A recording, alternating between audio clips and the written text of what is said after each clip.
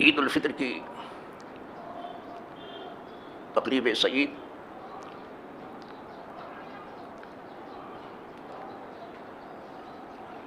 پورے ہندوستان میں ایک ہی دن منائی گئی،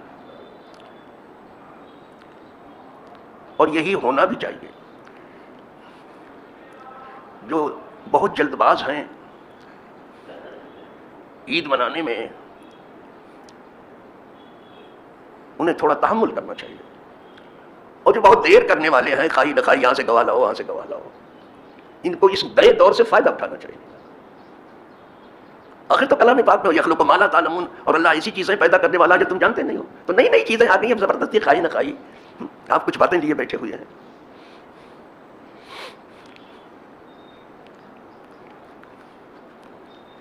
یہ مسلمانوں کی خصوصیت ہے کہ ان کی عید بھی ایک ہے، چاہے عید الفطر ہو چاہے عید الاضحیٰ ہو۔ ان کی کتاب بھی ایک ہے، اللہ کی کتاب ہے، ان کا رسول بھی ایک ہے، سب ان کا کعبہ بھی ایک ہے، ان کا اللہ بھی ایک ہے۔ ہمارے یہاں بہت نہیں خدا، یہاں سب ہماری صرف خصوصیت ہے، سب تو ہمارے یہاں دین بھی ہمارا ایک ہے، سب کا اسلام ہے۔ اگر یہ سب ایک ہے اور مسلمان جو ہے ایک ہونے کی کوشش کریں تو کیا کچھ برا ہے؟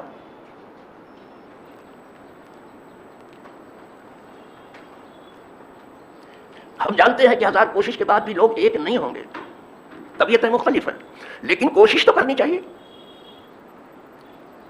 اگر ایک ہونے کا ثواب نہ ملا تو کوشش کا ثواب تو ملے گا۔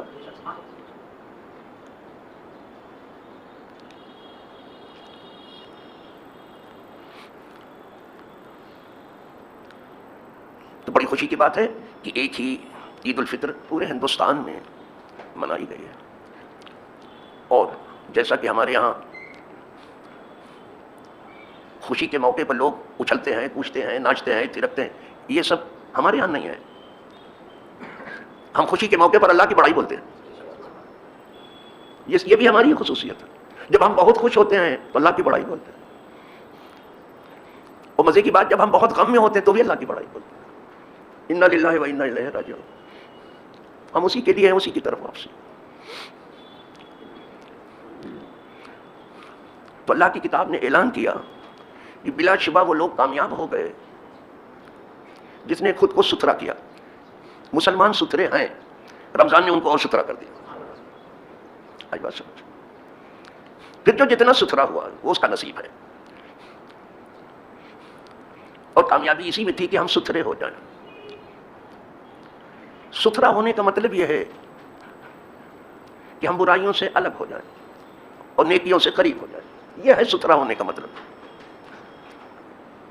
جتنا ممکن ہے گناہوں سے دور چلے جائیں اور جتنا ممکن ہے نیکیوں سے قریب، یہ ہے ستھرا ہونے کا مطلب۔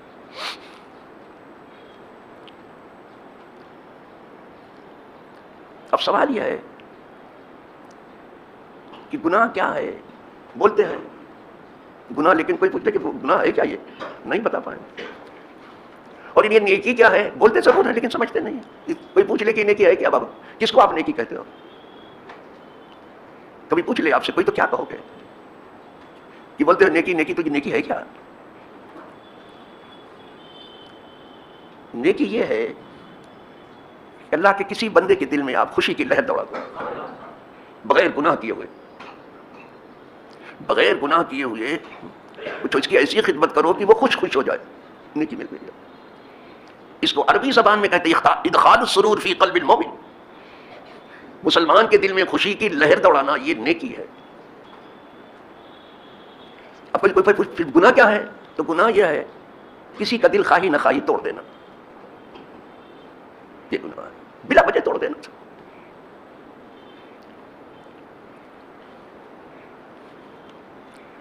جہاں تک ہو سکے اللہ کے بندوں کے دلوں کو بغیر گناہ کیے ہوئے خوش کرو، راضی کرو، اور جہاں تک ہو سکے اللہ کے بندوں کو دل نہ توڑو، ان کی آبرو رکھ لو،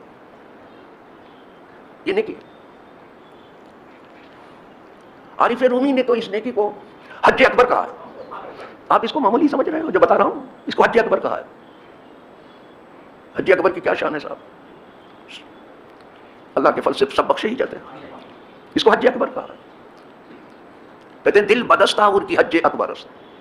کسی مومن کے دل خوش کرو کہ حج اکبر ہے. دیکھ رہے ہیں. اب کوئی کہہ سکتا ہے اتنا بڑا دعویٰ مولانا روم کر رہے ہیں. یعنی کسی مومن کا دل میں خوشی دوڑانا، خوش کرنا، یہ حج اکبر دعویٰ ہوا نا. یہ دلیل چاہیے. ہر دعوے پر دلیل چاہیے. اسے دعویٰ تو کچھ بھی کر سکتے ہیں آپ یہ بھی کہہ سکتے ہیں کہ آسمان میرے پاؤں کے نیچے ہے، یہ دعویٰ تو کر ہی سکتے ہو، لیکن دلیل کوئی مانگے تو ہے آپ کے پاس کوئی کچھ نہیں. دلیل چاہیے. تو یہ لوگ بغیر دلیل کے کوئی بات نہیں کرتے. اللہ والے دلیل ہوتی ہے، ان کی نگاہ ہوتی ہے. یہ تو دعویٰ تھا کہ دلوں کو خوش کرو کسی مسلمان کے. یہ حج اکبر ہے. آگے پھر دعوی کا ایک شکل رکھ دیا، ابھی دلیل نہیں دیا. پھر دعوی دوسرا کر ڈالا، 100,000 کعبہ یک دل بہتر است. یہ وہ سمجھے کہ جو اللہ والا ہے. یہ عام آدمی کی سمجھ سے باہر چیز ہے. عام آدمی کچھ نہیں ہوتا. جو تصویر میں پھنسے ہوئے ہیں ان کی سمجھ میں نہیں، ان کی روح کہیں الگ پھنسی ہوئی ہے. انہوں نے پتہ نہیں کس کا نام نیکی سمجھ لیا ہے. یہ اللہ والے سمجھتے. دعویٰ کرے 100,000 کعبہ یک دل بہتر. ارے حج اکبر کہاں ہوتا ہے؟ کعبہ میں نا. کعبہ ہی میں ہوتا ہے نا. اس کو بھی کہتے ہیں حج طواف خانہ کعبہ. ہوا حج کیا ہے؟ خانہ کعبہ کا طواف ہے. خانہ کعبہ سے سینکڑوں درجہ مومن کا دل بیسٹ ہے. 100,000 کعبہ ایک دل بہتر. مومن کا دل دیکھیں. یہ مومن خالص کی بات کر رہا ہوں، نہیں خالص کی بات نہیں کر رہا ہوں، ڈالڈا کی بات نہیں کر رہا ہوں، پیور کی بات کر رہا ہوں. جو مومن خالص ہے اس کا دل سینکڑوں ہزار کعبہ سے بہتر ہے. یہاں بھی دعویٰ ہی ہے. لیکن اب دلیل دیں گے. اب مولانا دلیل دیں گے. کہتے کعبہ بنیاد خلیل اکبر است. کعبہ جو ہے اللہ کے بہت چہیتے بندے حضرت خلیل نے کیا ہے. اس کی بنیاد اس کو بنایا ہے حضرت خلیل نے کعبہ کو. اور دل کو خود حضرت جلیل نے بنایا ہے. کوئی کہہ سکتا کہ نہیں دل اللہ نے بنایا، تو ظاہر دونوں کے بنانے میں فرق ہوگا. دل اللہ کا بنایا ہوا. یہ دلیل دے رہے ہیں دونوں میں فرق ہے. بس دل گزرگاہ جلیل اکبر است. دل جو ہے حضرت جلیل کا بنایا ہوا ہے، اس کو مت توڑو. اور یہ شب و روز ہو رہا ہے، بری طرح سے ہو رہا ہے. شب و روز ہو رہا ہے اور ٹکے ٹکے کے لیے ہو رہا ہے. یہ بھی سمجھ لینا. ٹکے کی حفاظت میں کتنی جانیں جو ہیں وہ ادھر ادھر برباد ہو چکی ہیں. دیا دل گزرگاہ جلیل. یہ نہ سمجھنا کہ عارف رومی نے ایسے کہہ دیا، یہ مثنوی شریف میں آ گیا. خود حضور بھی یہ کہہ چکے ہیں. یہ لوگ جب کہتے ہیں تو یا تو قرآن سے کوئی بات دیکھ کے کہیں گے، حدیث سے دیکھ کے کہیں گے. حضور جب رخصت ہو رہے تھے خانہ کعبہ سے تو اس وقت سلام کیا اور کہا کعبہ تجھے کیا کیا عزتیں اللہ نے دی ہیں، کیا کیا جلال تجھے ملا ہے، کیا کیا خوبیاں تجھے ملی، تجھے کیسا بنایا اللہ نے. لیکن اے کعبہ تجھ سے ایک مومن کا دل بہتر ہے. یہ حضور کی بات ہے، جس کا خون روز ہوتا رہتا ہے اس آبادی میں نہ چاہنے کی وجہ سے ہونے کی کمائی ہے. حضور کا کہنا ہے. کسی کی کیا مجال ہے کہ مولانا اتنی بڑی بات کہتے ہیں. حضور نے خود کہا. علماء میں اس بات پر گفتگو رہی کہ مکہ بہتر ہے کہ مدینہ بہتر ہے. علماء میں گفتگو ہوتی رہتی ہے، پھر اپنے اپنے دلائل لاتے رہتے ہیں. دونوں لائق احترام ہیں، اس لیے کہ مکہ بھی ہمارا ہے، مدینہ بھی ہمارا ہے. سمجھ رہے ہیں؟ ہمارے نبی مکی بھی ہیں، مدنی بھی ہیں. جو بھی کہو ٹھیک ہے. تو ان کی آپس کے علماء کے وہ احترام علماء بہت ضروری ہے، بہت ضروری ہے. احترام علماء ضروری ہے. تو ان میں گفتگو رہی کہ مکہ بہتر ہے کہ مدینہ بہتر ہے. کچھ لوگوں نے مکہ کو بہتر بتایا جو حضور کا مولد ہے، جہاں حضور کی ولادت ہوئی. اور کچھ لوگوں نے مدینے کو بہتر بتایا اس لیے کہ وہ دارالہجرت ہے. حضور نے ادھر ہجرت فرمائی اور فرمایا ہجرت نہ ہوتی تو میں مدینے ہی میں پیدا ہوتا. یہ تو ہجرت تھی اس لیے پیدا ہوا مکے میں، وہ دارالہجرت ہے. دونوں نے اپنی اپنی دلیل دی. لیکن جانتے ہو دلیل دینے والوں نے کیا دیا ہے؟ جنہوں نے کعبہ کو بتایا کہ کعبہ جو ہے مکے میں ہے، تو مدینے والوں نے جو دلیل دی وہ یہ ہے کہ مکان کو ہے زینت مکین کے قدم سے. کسی مکان کو اگر کوئی زینت ملی ہے تو رہنے والے کی وجہ سے ہوئی ہے. کسی مکان خالی مکان کی کیا قیمت ہے؟ وہ لال قلعہ ہی کیوں نہ ہو، وہ تاج محل کیوں نہ ہو، کیا قیمت ہے؟ کچھ نہیں اس کی. کسی بھی مکان کی قیمت مکین کی وجہ سے، رہنے والے کی وجہ سے. تو حضور ہے کہاں؟ کہا مدینے میں. کہا جب مکین مدینے میں تو مدینہ افضل ہے. مکان کو ہے زینت مکین کے قدم سے ہے، مکے سے افضل مدینہ تمہارا. یہ عام لوگوں نے جواب دیا. یہ شارٹ میں آپ کی بولی میں بول رہا ہوں ابھی. اب اعلیٰ حضرت کی بولی بولوں تو بہت بڑے علم والے کی بولی بولوں. اعلیٰ حضرت نے بھی اس معاملے کو لیا. کیسے نہیں لیتے؟ طیبہ نہ صحیح افضل، مکہ ہی بڑا زاہد. ہم عشق کے بندے ہیں، کیوں بات بڑھائی ہے؟ ہم عشق کے بندے ہیں، سیدھے کہہ دیا. لیکن ادب کتنا کیا؟ زاہد کہا. زاہد پرہیزگار کو کہتے. اے پرہیزگاروں، اے طبقۂ علماء، سب مدینہ نہ صحیح، مکہ ہی افضل ہو، کوئی بات نہیں. لیکن اگر ہم سے آپ پوچھیں گے تو ہم بندے عشق ہیں، جہاں حضور ہے ہمارے نبی کو دیکھ رہے ہیں. دیکھا وہ حضور کو دیکھ رہے ہیں. مرکز انسان ہے، جگہ نہیں ہے. یہاں جگہ کو مرکز سمجھا ہے. یہ ساری خرابی، ساری تباہی، مرکز انسان ہے. انسان جیسی کوئی چیز بنائی نہیں گئی ہے، تو اس کی بے آبروئی روز شب روز ہو رہی ہے. وہ دینداری کا ترا اتنا ہے کہ پوچھو نہیں، لگتا کہ بہت بڑے دیندار ہیں. اور اللہ جانتا ہے کہ ان کو دین چھو کے بھی نہیں گیا ہے. یہ کیا جانے دین کا، دین چھو کے بھی نہیں گیا. پھر بخشے کیسے جب جائیں گے جب ایسے چھو کے نہ گیا ہوگا؟ تو ساتھی صاحب اس کو بھی لکھتے ہو، چھوڑتے نہیں کسی چیز کو، یہ اللہ والے کو پکڑتے ہیں. کافی بخشے کیسے جائیں گے جب ان کو دین چھو کے ہی نہیں گیا ہے؟ تو کہتے ہیں شنیدم کی در روز امیدوں بھی، شنیدم میں نے سنا ہے، یعنی اللہ والوں سے سنا ہے، ادھر ادھر سے نہیں، علم والوں سے سنا ہے، اہل علم سے سنا. کیا سنا ہے ساتھی صاحب آپ نے؟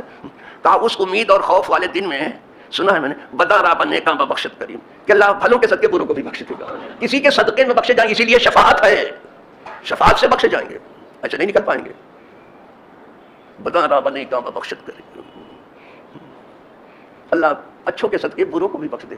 اس لیے اچھوں کو کم سے کم دوست تو رکھو، تم کچھ ان کو کبھی کبھی سنا کرو. آدمی کو پڑھنے کی مرکز یہاں انسان ہے. اپنے دست قدرت سے انسان کو قدرت نے بنایا، مرکز انسان ہے. اس کے لیے کوشش کرو. آپ دیکھتے نہیں ہو کہ سرکار نے مکہ معظمہ میں 40 سالہ عمر گزاری، 40 سال. اور آپ کے چاہنے والوں کو، آپ پر جان چھڑکنے والوں کو،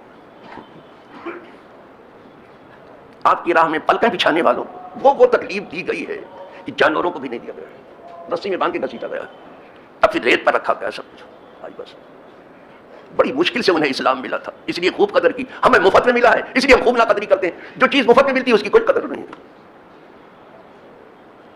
یہی بات اگر ہم باہر گئے تو 50,000 روپے پٹ سے ملتا ہے، یا ایک پیسہ نہ دینا، اس کی کیا قدر ہوگی؟ پھر کیا قدر ہوگی اس کی؟ بعض لوگ تو 1 لاکھ سیدھے لے رہے ہیں آج کل ایک تقریر کا، وہ بھی کر کے لے رہے ہیں. بولے ویسے نہیں دیں گے. یہ مفت کی کوئی چیز کی قدر نہیں ہوتی ہے. جو چیز مشکل سے ملتی ہے اس کی قدر ہوتی ہے، جو مفت میں ملتی ہے اس کی کوئی قدر. مفت راچے گفت، مفت کے لیے کیا کہنا؟ تو یہ فری جو مل رہا ہے نا، اس لیے قدر نہیں ہے. 40 سال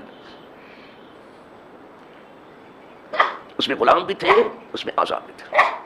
یہی نہیں، خود چاہنے والوں کو تکلیف دی گئی، خود حضور کو بہت تکلیف دی گئی. راستے میں کانٹے بچھائے گئے، چلتے پھرتے اوپر سے کوڑا کرکٹ پھینکا گیا. بس کیا بتاؤں کیا. نماز پڑھتے ہوئے اونٹ کی اوجھ لا کے حضور کے اوپر ڈال دی گئی. جب بچہ دیتی ہے اونٹنی، جو اس کی اوجھ ہوتی ہے وہ لا کے حضور کے اوپر ڈال دی. تو سب پہ کہاں لگا دی، کیا کچھ تکلیف نہیں اٹھائی. لیکن خود بھی حضور نے صبر کیا اور اپنے چاہنے والوں کو بھی صبر کی دعوت دی کہ صبر کرو، صبر کرو. جب کبھی کچھ پیش آتا فرماتے صبر کرو.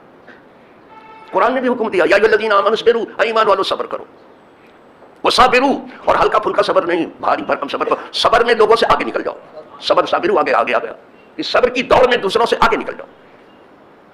صبر.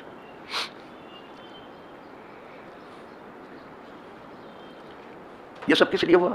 اسلام کے لیے. کہ آپ ایک اللہ کی بات کیوں کرتے ہیں؟ بس. تو جو مکی دور ہے تکلیف سے بھرا ہوا، تکلیف سے بھرا ہوا، لیکن آپ برابر صبر کی دعوت دیتے تھے. اس لیے جتنی مکی آیتیں ہیں سب صبر کی ہیں. آپ دیکھ لینا کہ جو مکی آیتیں ہیں سب صبر، اس میں صبر کی دعوت. 40 سال لگ گئے حضور کو آدمی بنانے میں، انسان بنانے میں. انسان بنتا ہے صبر سے اور شکر سے.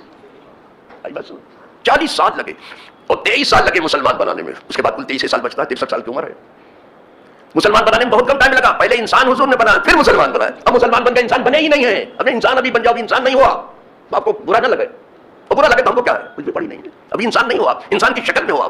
آپ دیکھ لینا اپنے آپ کو، انسان ہو آپ. انسانیت ہے آپ کے اندر. کربلا تو سنا ہے آپ نے، کربلا کی طرف امام حسین کا سفر بھی سنا ہے آپ نے. جب حضرت امام حسین رضی اللہ تعالیٰ عنہ اپنے تمام گھر والوں کو لے کر کے کربلا کی طرف سفر کر رہے تھے، وہ سفر بھی آپ نے سنا ہے. لیکن مجھے معلوم نہیں کیسے سنا ہے وہ. تو راستے میں پوچھتے جاتے تھے کہ تم بتاؤ، کوفہ کی طرف بڑھ رہے تھے، پوچھتے تھے کہ تم مجھے یہ بتاؤ کہ تمہارے پیچھے کوفہ کی کیا خبر ہے. پوچھتے رہتے تھے کہ وہاں کیا حال چل ہے تمہارے پیچھے کوفہ میں. تو ایک شاعر تھا فرزدق، بہت بڑا شاعر تھا، اس نے ایک بڑے پتے کی بات کی امام حسین سے. کہا حضرت آپ پوچھتے ہیں کہ تمہارے پیچھے کوفہ کا کیا حال ہے، جہاں تک کوفہ والوں کو دل ہے آپ کے ساتھ ہے. آج بس دل کی بات اگر آپ پوچھیں تو آپ کے ساتھ ہے، اس میں شک نہیں ہے، لیکن تلواریں یزید کے ساتھ ہیں. دیکھا ایک ہی جملے میں دونوں کا آپ کا ساتھ نہیں دیں گے لڑائی میں یزید کا. اور آج وہی ہو رہا ہے. 70 75 72 55 اور 57 مسلم ملک ہیں، سب امریکہ اور اسرائیل کے ساتھ ہیں، کوئی فلسطین کے ساتھ ہے. سیم وہی ہو رہا ہے. زبان صرف جو ہے چل رہی ہے مسلمانوں کے لیے، بقیہ جڑے ہوئے ہیں سب امریکہ اور اسرائیل سے، دنیاوی مفاد کے لیے. تلواریں جو ہے امریکہ اور یزید اس کے ساتھ ہیں. یہی چل رہا ہے اسرائیل کے ساتھ. اس میں طیب اردگان بھی صاحب داخل ہیں، زبانی جمع خرچ کرتے ہیں، بکواس کرتے رہتے ہو. پختہ سیاست دان کہنا، پختہ سیاست دان جانتے ہو جو سب سے بڑا جھوٹا ہو وہ پختہ سیاست دان. ایک بات بھی سچ نہ کرتا ہو، پکا جھوٹا ہو، وہاں سچائی کو جانتے ہی نہیں، ہوا میں بات کرتے ہیں. سے وہی چل رہا. جانے کیا کیا نعرے لگ رہے ہیں. جس دن ہم عید منا رہے تھے تو عید کا خطبہ دے رہے تھے اور عید میں خشوع و خضوع رکھ رہے تھے بارگاہ، اس وقت دل جو ہے بہت نرم کہ اللہ اہل فلسطین کی عید کس طرح سے ہوگی، کیسے ہوں گے وہ ہمارے بھائی. ان کا درد تھا سینے میں. کیا کریں جہاں نہ کھانا پہنچ رہا ہے نہ پانی پہنچ رہا ہے، حالانکہ چاروں طرف مسلمان ہیں. نہ دوا ان کے یہاں پہنچ رہی ہے نہ غذا پہنچ رہی ہے. سمجھ میں زندگی کے ہر سامان سے ان کو محروم کر دیا گیا. اور یہ تمام دنیا، تو یہ مسلم دنیا جو ہے خود ہمیں ذلیل کرنے پر لگی ہے، خود ذلیل ہے، اور ہمیں یہ سب حکمران ذلیل کرنے پر لگے ہیں. یہ سب مذل مومنین ہیں اور المومنین ہیں، جتنے حکمران ہیں سب شرم کی چیز ہے. کیا کر رہے ہو آپ؟ کم از کم کھانا تو پہنچنے دو ان کو، پانی تو پہنچنے دو ان کو. تمہیں شرم نہیں آتی؟ اتنی حکومت تمہیں عزیز ہو گئی ہے. لیکن چونکہ ہمارے درمیان سے گئے تو ہم بھی ویسے ہی ہیں، کوئی الگ سے تھوڑی یہ حکمراں بنے ہیں. کما تکونون کذالک یؤمر علیکم، حدیث پاک میں تم جیسے بھی ہوگے ویسے تمہارے حکمراں ہوں گے. ہم بھی تو ایسے ہی ہیں نا. صرف حکمراں کو برا بھلا کیسے کہا ہوگا. الحمدللہ رب العالمین. تھوڑا دین کو سمجھ لو، اگر دیندار ہو تو اپنی بھلائی کے لیے سمجھ لو، اپنی آخرت کے لیے سمجھ لو، اپنے نفع کے لیے سمجھ لو. اپنا دین سمجھنے کی کوشش کرو، جہاں سے بھی تمہیں ملتا ہو دین سیکھو، دین سمجھنے کی کوشش. خدا کرے کہ ہر مسلمان دیندار ہو، خدا کرے کہ ہمارے بچوں میں بھی دینی سمجھ بوجھ بیدار ہو جائے.